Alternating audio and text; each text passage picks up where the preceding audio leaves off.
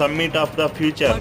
ప్రస్తుత ఐక్యరాజ్య సమితి secretary general Antonio Guterres Shahed 136B ఆత్మాహుతి డ్రోన్ను ఆవిష్కరించిన దేశం ఇరాన్. దీని పరిధి 4000 కిలోమీటర్లు. దేశంలో మొట్టమొదటి CO2 మిథనాల్ పైలట్ ప్లాంట్ను పుణేలో ఏర్పాటు చేయనున్నారు.